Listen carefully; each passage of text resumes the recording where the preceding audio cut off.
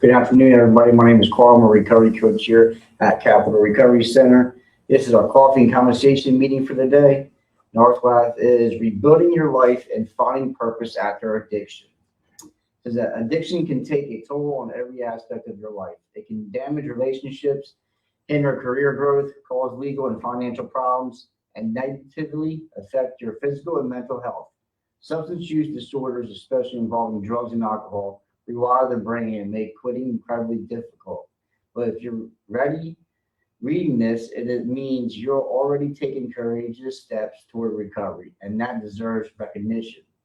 Now that comes the next chapter, rebuilding your life after addiction. This stage can feel uncertain, especially if you're facing setbacks, self-doubt, or even a relapse. But you're not alone, and these feelings are a normal part of the journey. The process of recovery is also one of renewal, growth, and rediscovery. We recognize June as Rebuild Your Life Month, a powerful opportunity to reflect, reconnect, and reconnect to your new life. Whether you're weeks or years until your recovery, this is your chance to lay a stronger foundation and move forward with intention. So I see you showed up. Yes. Summer. How you doing? Good. How are you? Good.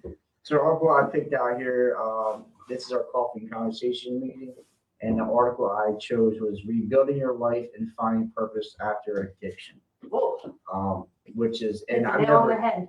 Yeah, and I didn't know it talks about June as Rebuild Your Life Month. Never heard of that. No, neither have I. I was born in June. Check that out. Oh. So it says a powerful opportunity to reflect, reconnect, and recommit to your life. Is that the one we're on? June? No, yeah, at that bottom piece, I just finished that Oh, up. okay. Yeah, so rebuilding your life and finding purpose after addiction. And I think that's one of the main, focuses is rebuilding our lives after, I know I destroyed mine for many, many years. I burnt bridges, and it's talking about rebuilding relationships. It talks about like the financial, the physical, the mental, and spiritual beating that we took. So rebuilding our life is crucial. Not just stop using drugs and alcohol.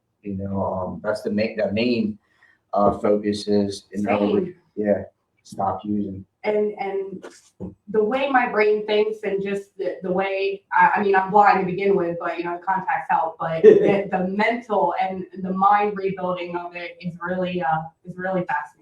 Yeah. And the way I think now compared to the way I used to think is absolutely phenomenal. Yeah. Well, you think about being under the influence of drugs and alcohol can really, it says it in there, like rewires our brain. You know what I mean? The way we think. The chemical imbalance and everything from everything. And you know what? I gotta really think about it, because nowadays, some people's mental state don't come back. It doesn't. From depending on what you're using, how long you're using. And especially nowadays, I think it's important to talk about is like how strong and how potent the drugs and alcohol is today. And it only takes one. Yeah. It only takes one time. Yeah. That one time can really change your whole life. Yeah. Like we think I've learned through the years, like the core of my disease is selfish and self-centeredness. Everything's about me, and I don't care about anything about anybody else. And I can pick up one time and die today. You know what I mean? As before, it's like, maybe not. But the drugs are so powerful and so potent now. It doesn't take much. And, right.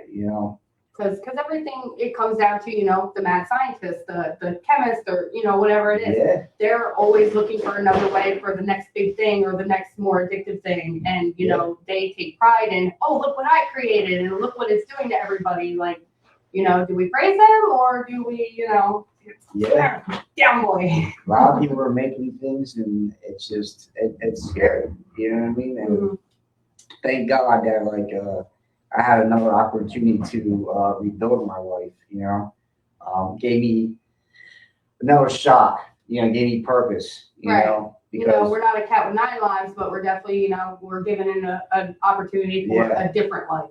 Well, I was given a lot of opportunities. I wasn't willing to follow through with the opportunities that were given to me. So I had many days and that I could have went this way, but I chose to go backwards. Right. You know? Like, So, here's the path being cut for you, but I want to take that one. Yeah. Just, it's self-willed. I want to do different. things my way, and Right. that got me in trouble. You're headstrong. Yeah. Yeah.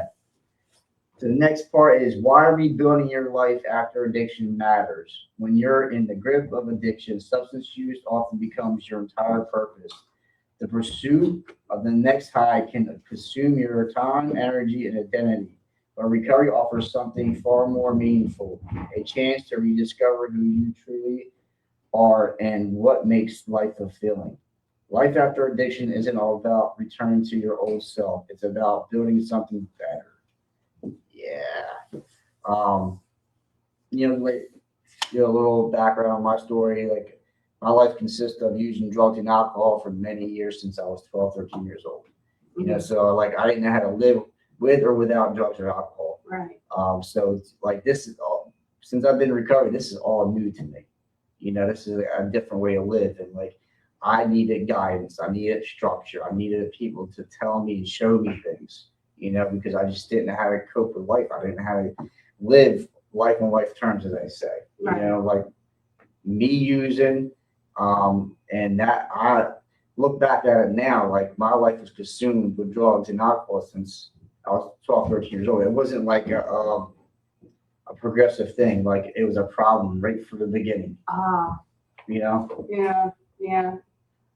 This is actually the first time I'm living life without drugs, alcohol, and even cigarettes. I won't say not nicotine because vape still has nicotine in it, but it's a lot more durable than smelling like a stale cigarette or an ashtray or anything like that. Well, and then I'm not out there standing in the cold like, oh my God, this cigarette is so amazing, but it's cold. And you're not the only one. Like it's a process for everybody and for everything. Right. Because like not just drugs and alcohol is addictive, right? Right. It can be of many things: nicotine, coffee, stuff like that. Like we don't think, oh no, like we can minimize it. Like, you know what I mean? Coffee addiction goes right along with alcohol addiction. Like you can go get them shakes and the irritability, you'd be irritable. Like go drink your pot of coffee already. But people think it's just right. Just this and just and that. And then, caffeine's not far from Adderall or anything else like that. Yeah. It's a stimulant. Like you know what I mean? It does things in their body. Like when you think you're doing it for the taste, and in reality, like you just don't realize the difference it makes to you. Yeah. Like coffee can really wake you up, and so can a Monster or a Red Bull. But Red Bull can be addictive too, like Monsters and everything. I was drinking 6 Monsters a day, and I was like, oh, I do it for the taste, and I was like, woohoo! Yeah. We do. My sponsor says extremeness. We do everything to extreme. Mm-hmm. There's like no middle ground, and that's where like recovery comes into play. Like we try to be in the middle, but we're not here, not down here. Just try to be, in the middle, and that can be tough sometimes. Right. Like I made a guy day just walking here. Like I was like, had this little strut myself, had the earbud in my ear playing music. And he's like kicking the snow, like he's angry at it. And I was like, how dare that snow get in your way, sir? Yeah, you tell him, you show him who's boss. And then he just started laughing. He was like, you're a ray of sunshine. I was like, real close. Yeah, we have, we can choose our happiness there. We can choose to be miserable, or we can choose to be happy or whatever. Right. We don't have to live in that negativity. Right. And then like if you are not like at your happiest moment or anything like that, like learn to stay to yourself. Like and then some people take that as a thing, and it's like when you say, oh, I'm in a mood or something like that, and they tend to like feel some type of way, like they take it personal instead of realizing like, no, when I say I'm in a mood, it means like I don't want to ruin somebody else's mood because I'm in a mood. And they're like, well, their mood is, I want to be around you. And I'm just like, my mood is I need you to put a little distance because, I need self-reflecting time right now. I need to figure out why I'm in a mood. That's okay. And figure out what I need to do to get me out of it. You're saying people can take it personal, you being like that, because then they think they're like, you don't want to be friends. Or they think it's like, then that's making you feel that way. And it's not. It's just, they say people, places, and things, and it literally could have just been like a thought in your head that changed your whole mood, or even a song that came on, or anything like that. And some people just need to self-reflect and change their mood on their own. I agree, and people go through their process of any kind of stage. the way they do. Everybody's different, you know, Mhm. everybody's not the same, and that's okay too. But ultimately, I know I can't isolate myself. You know what I mean? Isolation is a bad spot to be, you know, but like sometimes we need time for ourselves, like you said, to reflect. Sometimes for me anyway, I like to talk and to open up, but I want people just to listen sometimes. Right. I don't always need feedback. Right. You know Like what I I'm not always needing advice. Like if I need advice, I'd be like, hey, what would you do in this situation? Or so when I wrote in my journal, what I told myself is, I tend to ask people about their day or what they're going through to make me feel better about my situation. Like not like I'm comparing or out loud comparing, but in my mind I'm like, oh, I'm glad I'm not, you know, and that makes my situation feel a lot better. And then I start saying, you know, what if or could if, like, and then that makes me realize, like, I really don't have it that bad. It just seems bad right now because it's not my ideal situation. You gotta remain grateful. Right. You know what I mean? Right. Grateful. So it humbles me. Yeah. Listen, there's always somebody out there that got it worse than us. Always. You know what I mean? So I have to remain with gratitude, you know, because things can always be a lot worse. Mm-hmm. You know what I mean? But like I know when things do get bad, I have new people, places, and things, and I rebuild myself, and I have better coping mechanism. You know, I have better coping skills, and I have people, healthy relationships that I can help and depend on, and they can also do that with me. Like honestly, when I get lonely or I'm like, oh, I need a friend or something like that, I'm like, I'm going to Capital Recovery.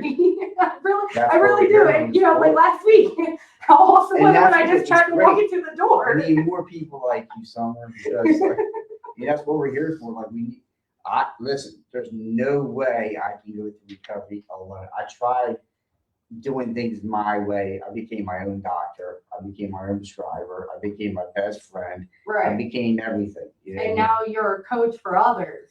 Well, and that's like we talk about purpose, right? Purpose after addiction. And Mm-hmm. we have to find our purpose. You know, I thought like my life was going to consist of using drugs and alcohol and like eventually, you know, dying because that's what ultimately happens. Right. You know? So I didn't see like the purpose in life, you know, until like I had to stop using. I had to clear my mind. I had to get the drugs and alcohol out of my system. I had to start thinking clearly. I had to give recovery a chance. You know what I mean? If I don't try, at least they always say, give yourself a chance, give yourself a break, you know, at least give it a shot. If not, the door is there. You know what I mean? It's not to be arrogant or to be, whatever you want to call it. You know what I mean? Right. Like or self-centered or anything like that. Right. The door is there. Like if it doesn't work for you, you're free to leave. Right. There's so many programs and resources that so many something there will be your fit. That's why there is so many. Like you literally like and like yes, this one may not be a fit, but if you keep trying and do different ones, like and then they're not there to judge you. They're not there to kick you out. They are literally just there to help you. There to help you. And some people just don't realize that they're like, oh, they want me to do this or they want me to do that. And no, they just want you to try and see if it works. And if it doesn't, speak up. Because they will be able to, you know, it's all a helping hand and a step process to figure out where you do fit. I can't. It's a whole network. It's a whole network. Like it says one shoe size doesn't fit all. You know, because I always say I don't judge others. I don't disregard. Right. For me and for Catholic Recovery, we welcome all pathways to recovery. Right. But like we said, we have to find what doesn't work for you. It might work for me or not work for you. That's okay. But like for me, you have to find something. Right. You know, I can't just go through life after I just destroyed my life after day after day after week after year, over and over and over again, destroyed my life, and thinking that I'm just going to stop using drugs and alcohol and like I'm going to be okay, mental, physical, and spiritually okay. It's not going to happen. Right. Like even with me, some days I have my up days and I have my down days, but I don't take that out on anybody else. That it's my own path. And my the last thing I'm gonna do is take my aggression out on somebody else because of how my path is going. Yeah. And you know, We're good with that. We're good at that stuff. Like hurt people, right? Right. And Right. in that condition, that's something I used to do.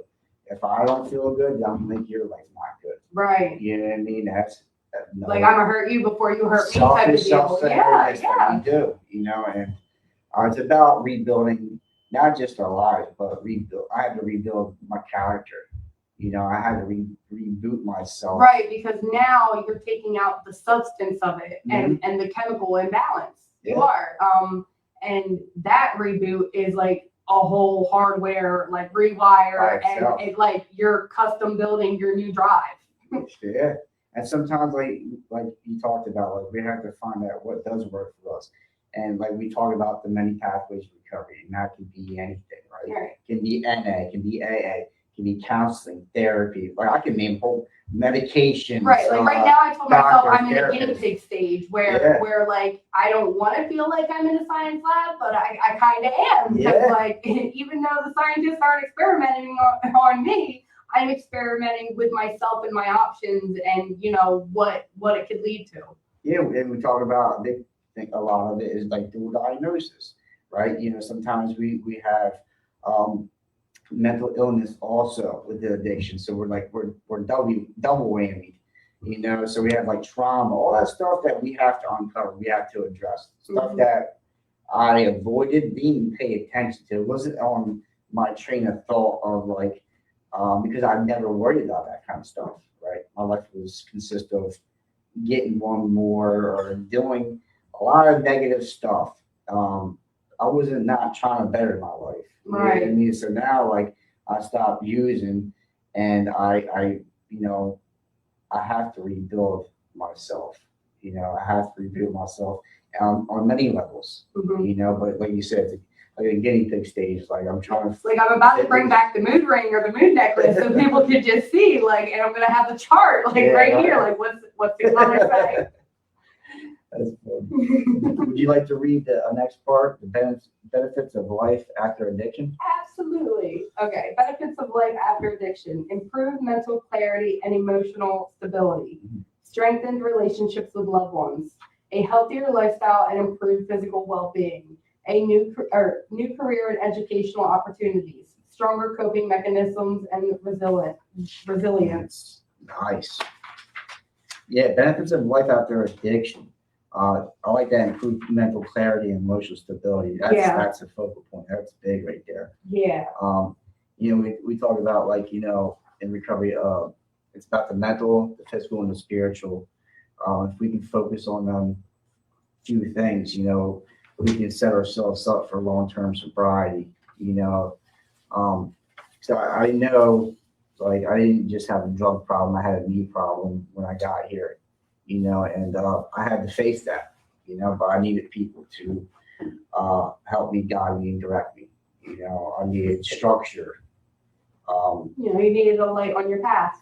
Yep. And that's why, like, I have sponsors, I have mentors, I have trusted relationships that can help me and guide me and, you know, hold me accountable. You know, I needed, and it started with like going to treatment, you know. I tried to do things on my own for many years, right? I tried, like I said earlier, I think, became my own doctor, my own therapist, my own I took my own medication, so I was my own everything. Yeah. You know what I mean? So like I had to take suggestions. I had to do something different this time. And like with me, I feel like I'm pretty blessed that I haven't had to like go away to a treatment. But then again, like I was looking at some of the treatment facilities and I'm like, well, that kind of sounds a little awesome. You know, they got like a Zen area. They're doing yoga over here. One of them even has a pool. They're not all like that. Right. They're not all like that. But like if I had to go to one and then I just still had a various amount of options. Yeah. But then like I was kind of like bummed out because they were like, well, if you're sober, you know, you can't really go here. And I was just like, oh, you know, not bummed out that I'm sober, but bummed out because like that's one thing that's like, you know, stopping me from being able to different people, places, or things. So it's like, oh wow, that's what bummed me out. If I'm not high, you guys can't take me because part of the program is detox, where, you know, maybe I don't need detox, but I still need the facility. And the one thing I was proud that I didn't do was I didn't lower myself and I didn't use or anything just to get into the facility. Yeah. That's where, Well, I came back here, to do that. Yeah, like, You know. and again, excuses. It's just an excuse. It's just an excuse. Well, gotta be hard to go and listen. Right. And at the end of the day, like, if I wasn't meant to go, I wasn't meant to go. That just means here's another path. Here's another resource. Yeah. All right, so it's your pathway. But you see, that could have our mindset, right? It's like, oh well, I might as well go use, right? Well, if you use, could have died. Right. That one time could have been or my last time. Or you could have just not went to treatment and just went on another run. Right. Yeah. Right. So it's like that's all. That would have sent me all the way back to negative instead of at zero. Could like call more charges. There's consequences to our actions. Right. There might really not is. Work. It might not apply right away, but eventually they will catch up with us. You know what I mean? So, but it's but there's a will, there's a way. Yes. Yep. There's different times, different things for different people. Right. You know what I mean? So your journey is just took you this route. You know, so you just remain grateful that there's outpatient. Right. You know, there's outpatient that people go to 3 times a week, and there's meetings and stuff like that. So you already have like a little of a head start. You didn't have to go to treatment. Right. You know what I mean? Right. So like, and thank God for you guys, because you're not just like recovery coaches. You guys have been through it. You've done it. You have all the resources and knowledge. You're literally coaches. Yeah. and people, like, at first I was like, well, I could have been in drug court, but I wasn't caught with drugs or anything like that. And at the end of the day, I was like, well, how lucky am I to have Freedom Plus? Because, if I do fall back and I use, nothing bad happens. We just figure out where my next plan of action is. Like, I literally have a community of trustworthy people that do great at their job because they've been there, done that. Yeah. And I'm thankful for you guys, and I'm thankful to still have life and this opportunity. And I'm not, the last thing I want to do is waste it. Yeah. We have, like I said, we have plenty of opportunities to do better. It's just like, it's all to us to follow through.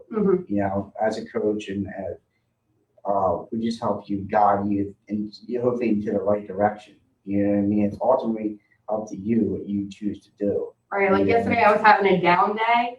Or no, yesterday I was having a really good day, a really, really good day. I just got over being sick and everything. And then like I even went to the job and helped them out with like snow removal and everything. And we got to drive a couple cars. And then today I even wrote my journal and I said, well, I'm kind of only having an okay day. So first thing I did was let me get out of this house. And like sun is shining and maybe a little cold, but I had things to do and I wasn't just about to like sleep it out. Go down that rabbit hole.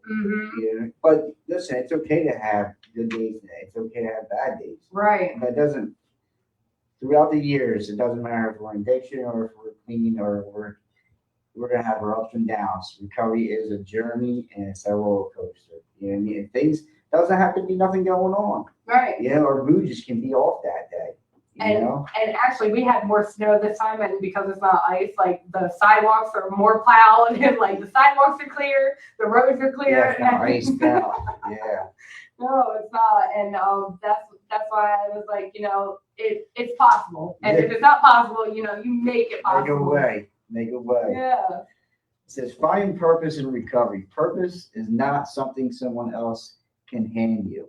It's something you must define for yourself, whether it's found in family, faith, career, or service to others. Your purpose can serve as a compass during recovery. Here are actionable ways to find and embrace purpose in life after addiction. So number 1, set personal goals, whether you want to return to school, land a new job, improve your physical health, or mend a relationship. Setting achievable goals helps you stay focused. Start small and build momentum. Every step forward counts. Personal goals. And that's what recovery, I never had any like goals in my life. Even in recovery, like I was just following direction. You know what I mean? I just went and talked about going forward. Then things started to come at me, like, how about you get a job, right? And I got a job. And how about you get your license? Boom, get a license. How about you get a car? You get a car. That's next. You know what I mean? So all this stuff, I set myself up failure all the time. Right. You know, recovery, see, all the material things is nice to have, right? And But it's literally material. the inner peace that I have and happiness, you know, and purpose I have today is the most valuable thing I achieve. You know, I always set myself up for failure. I always put myself on the bottom. I always put limitations on myself. Like, Right. I can't do this. I'll never do that. There's no way. Like There's no my way. horse is here and I'm putting everybody on their high horse up here. Yeah. And I'm just like, wait, there's something not right. Mhm. Like, you know. We're stuck in that negativity, a negative frame of mind. Like, I was my worst enemy. I was my worst critic. Like, I can beat myself up more than anybody else. Like my mom's biggest thing is nobody's harder on you than you. Yeah. And it's 100%, you know, and it was keeping me from moving forward in life. Right. You know, I was in denial. I was delusional, negative self-talk. I mean, I was just stuck in the negative all around. And until I started to see that, Carl, you are, you know, you do have assets. You're a hard worker. Like, I didn't have any of this stuff. Like, you're reliable, accountable, trustworthy. Like, where was this at? It was, you know, it was there. I Right. was just using it all for the wrong things. Right, You know right. what I mean? You know, and this is what I tell anybody, if you put half the effort into yourself or into something else as you do into getting high or you know, whatever you're doing to get to the high, if you take half that effort and put it into something that's Yeah. healthy Something positive. or you know, something other than that, Yeah. anything other than that, if you put half the effort, you'll start realizing you are worth it. Like you are, you know, this is more worth it or more worth the work than half of that. Yeah. Like, in early recovery for me, it was easier to go backwards than go forward, right? Mm-hmm. I'm just saying early recovery because I didn't obtain anything. Like, I wasn't happy. I was still depressed. I was lonely. You know, I was stuck in self-pity, all the stuff that, like, the disease of addiction, like, it did some damage to me, a lot of trauma and stuff like that. And it took a while. If I didn't, you know, hold on, right, it would have been easier to go backwards, but I stuck it through. You know, I just, like, you know what? I know what using drugs is like. You know what I mean? Like, I gotta give it up. You know what I mean? I gotta give it up because Right. it was more of a mental strain and a job, and it was day in, day out, day in and day out, you know, task of trying to obtain drugs and alcohol. Right, and not to mention the physical stress you're putting on your mind and your body. Yeah. Like your body is now dependent on that, and if you don't have that or more, then your body doesn't work right, your mind doesn't work right, and your mind's not really working. If It's you not. don't feel good physically, Right. naturally you're not in a good spot. Right. You know what I mean? Vice versa. Sometimes mentally we can turn this into like physical illness. You know, so it's like, that's why I always tell people, like, if you're struggling with drugs and alcohol, always good to go to treatment. Like, you know, try to go to treatment right away because, one, it's like getting away, right? Just getting away from people, places, and things. But now you're going to be withdrawing, depending on what you're using. You know, you're going to be, the physical withdrawals is not fun. That's why I always say, go to a medical detox. Right, You know what I mean? and it's great that they have so many things now that are like copycats of you know what's bad for you, but it's, you know, the government and just the medical field is saying, hey, that stuff is bad for you, but we can kind of give you the same thing but in a healthier way, and we'll eventually get you off of this or to a point where you know you can be self-sustainable. Whereas medication that it's taken and it's only for a moment of time. Right. You know, to get you over to the detox process and Right. stuff like that. And to, like, because I know for me that the alcohol and the benzos and stuff like the physical withdrawal can kill you. If you're not mentally detoxed and put on medication, you can have seizures, you can die from. Mm-hmm. So it's always good to get mentally detoxed because it lessens the impact of the Plus, they're withdrawal. watching you for your health. You know, Yeah, they're on high alert because of what you need to be able to be self-sufficient. Yeah. Yep. I definitely agree with that. I have to agree with that either. Not that I've ever been one like that, but I've been around, you know, I'm not one to judge, but at the end of the day, where we're going in this field is is a lot better than where we've been. Mm-hmm. I agree with it. You want to read number 2? Oh, number 2. I was like, set personal goal. We did that one, right? Yeah. Explore your passions. Substance abuse can rob you of joy. Now is the time to explore hobbies, volunteer work, or creative pursuits that once fulfilled you, or try something new. These activities can help fill your time with purpose and positivity.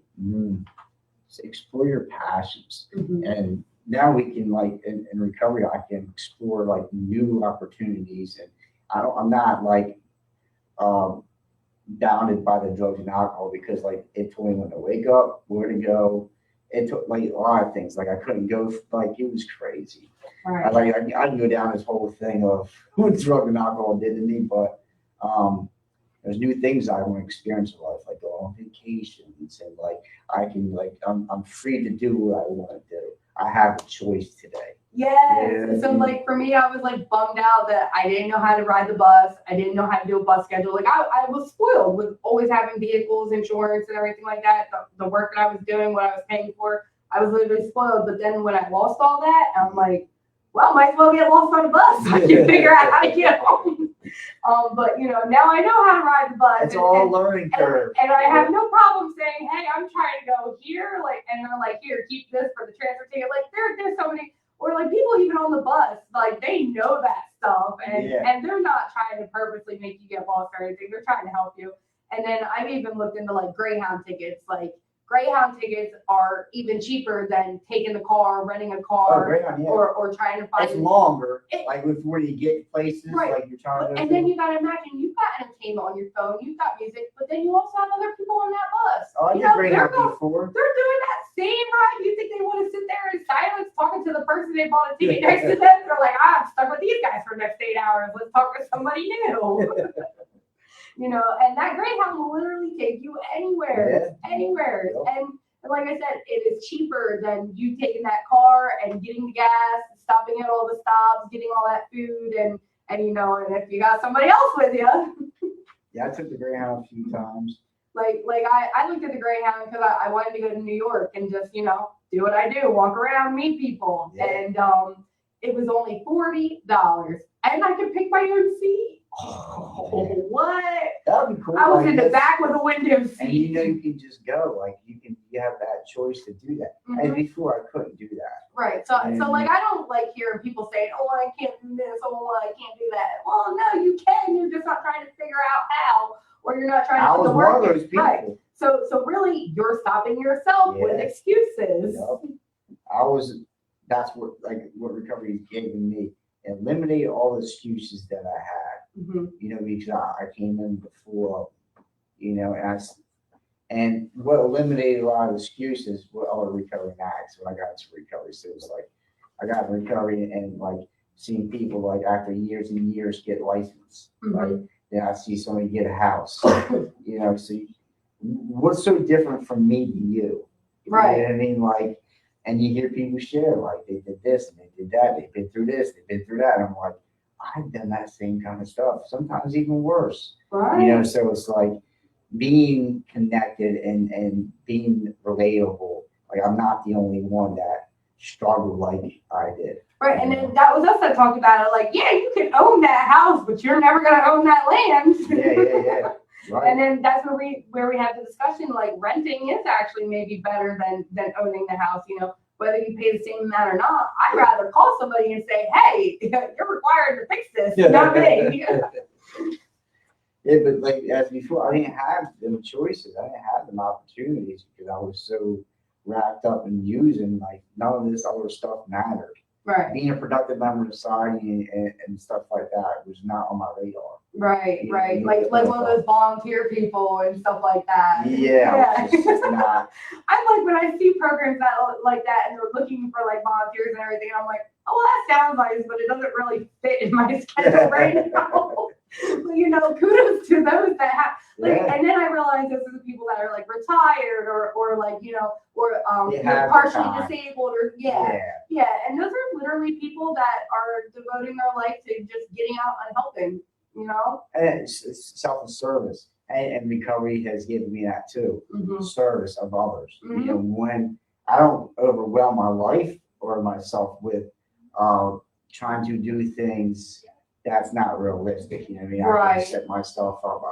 I'm taking on too many things, Right. But like, Because things like that will eat at me. Like when I hear somebody in a situation, whether I can help them or not, like it tends to dwell on me, and it kind of like eats at me, and I'm like, wow, like I really, really wish like I could help them in some kind of way, like not so much in money or anything like that, but like even with the homeless people, if I see them, like, Yeah. and listen, I won't give you money, but I'll get you a meal. I'll make sure you won't go hungry. and that's selfless service, Right. You know, and just there's many ways to be of service, Right. You know what I mean? Because just giving back is one of my things that I love doing. It's just helping, you know, and just talking and guiding somebody or whatever they need. The best of my ability, I will help them. Mhm. You know what I mean? So, because people help me.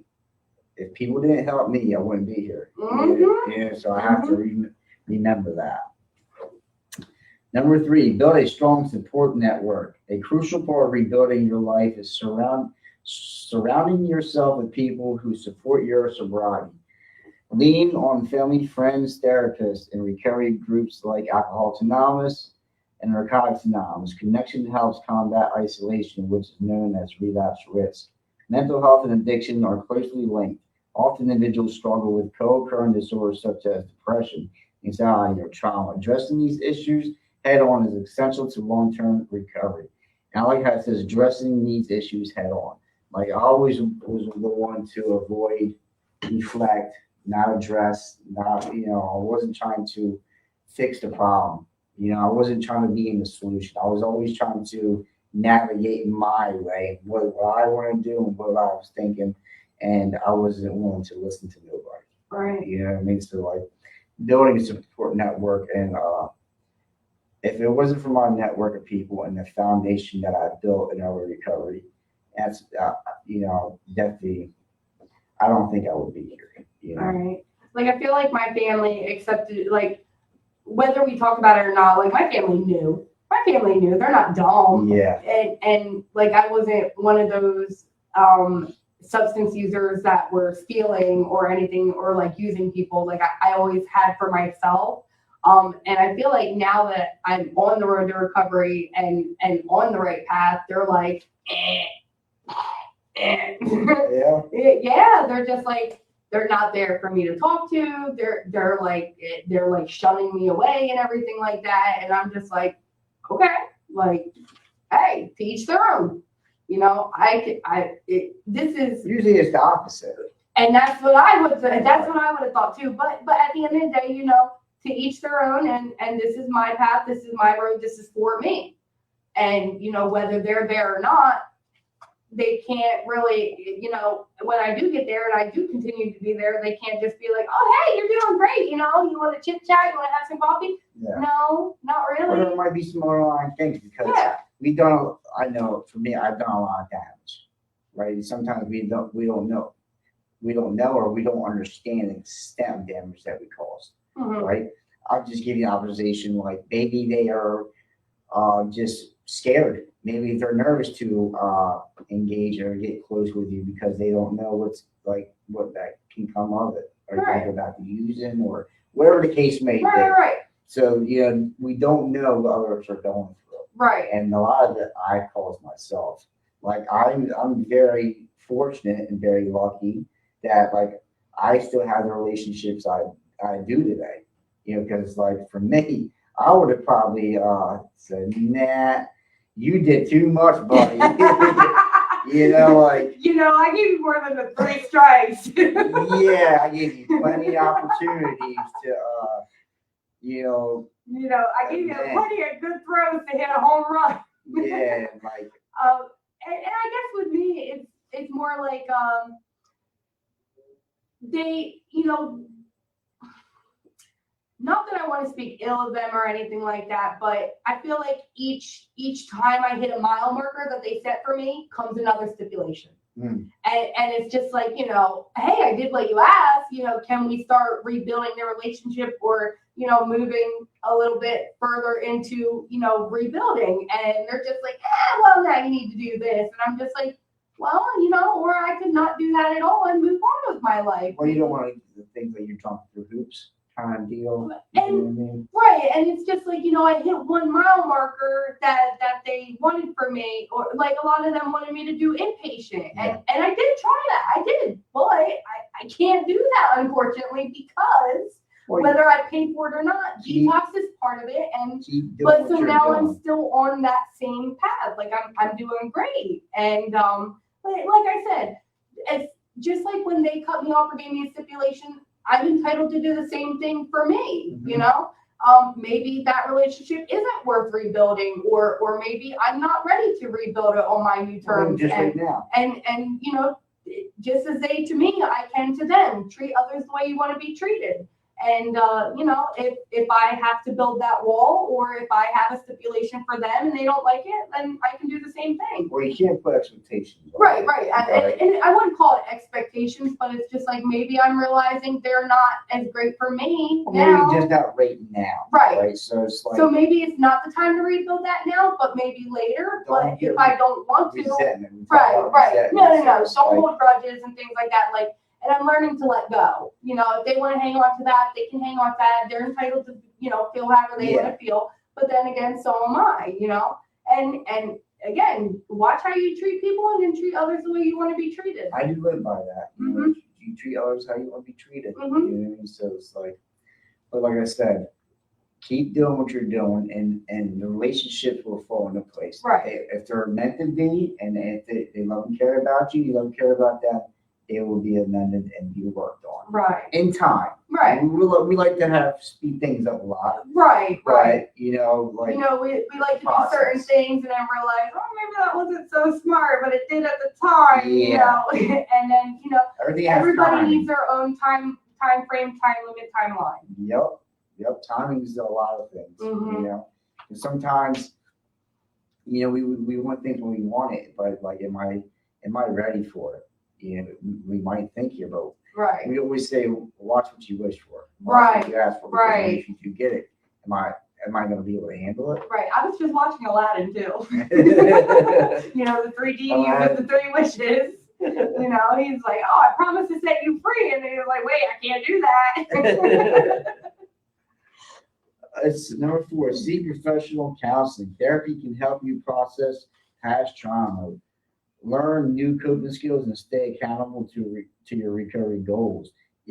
Professional help, man. That's a key factor, because like counseling, therapy, and stuff like that, we need a different perspective. Especially a professional one. Yeah, and it's always good. It's more, like I have a sponsor and I have other recovery addicts that I can count and trust and talk to, but when it's a different outlet, for professional counseling and therapy and stuff like that. It gives you the professional, and they can give you a different, like you said, a professional opinion or perspective. Right.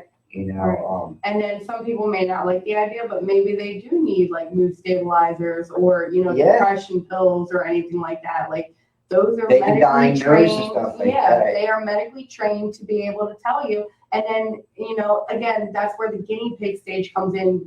This one may or may not work or have side effects, whereas, okay, but talk to me about it because there are other options.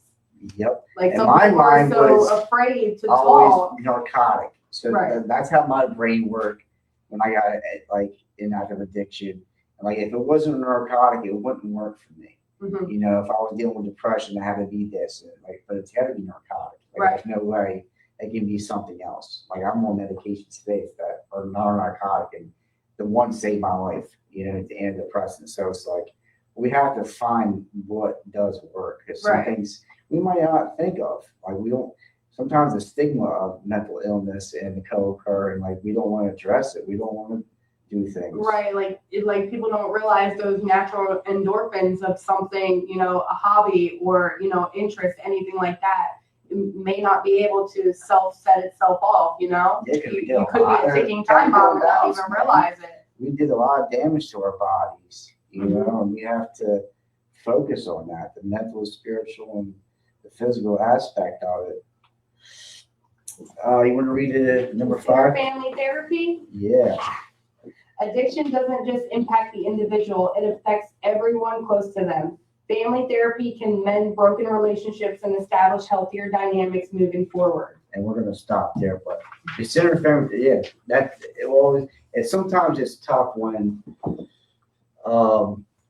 two of you, right, especially when we got into recovery, like, we don't know how to express our emotions and feelings, right, and it can be a lot of frustration, a lot of anger, a lot of resentment, and sometimes we need that family therapy, we need that middle person, to, like, help us navigate, because we don't know how to express ourselves. Right. You know, there can be a lot of stuff going on. Mm-hmm. You know, our emotions and feelings is running high, and also our families going through their process. So it's always good to, like, you know, have family therapy. It's good. It's like I do for me, like, there's gonna be a lot of frustration, right? A lot of And resentment. family therapy doesn't necessarily need to mean like intervention. Like some people instantly think, oh, well, this is more like an intervention than no, not necessarily. Like it is literally just therapy. You talk, we listen, we get to talk, we get to listen. Intervention is more so, like, you ever seen the TV show? TV show intervention. Like they're gonna you're have walking me into a setup. They're gonna be all their family there. Right, and that's right, more right. so, you know, coming to you and like, we love and care about you, and this is an intervention of getting you help and stuff like that. Right. Family therapy is more so of like you and that loved one, or right. and a therapist. Like the therapist is your referee. There you go. It's that middle person that right. Whether they have the whistle, the gravel, because whatever sometimes you it's call not it. healthy, you know. Right. It's not healthy because sometimes we all opinionated. We have our own morals, values, and beliefs, and opinions. They got theirs, and sometimes it doesn't line up. Sometimes you do need a trained therapist to be able to figure out, you know, let me be able to hear and figure out. To try. Right. They have a lot of resources and a lot of background to be able to come up with healthy ways to get you through it. Yeah. And, you know, even they'll say some things just can't be worked out. So now you need to learn to let it go. Like talking about it and trying to help the exercise cannot help you let it go, then and it's just something you need to learn to let go on your own.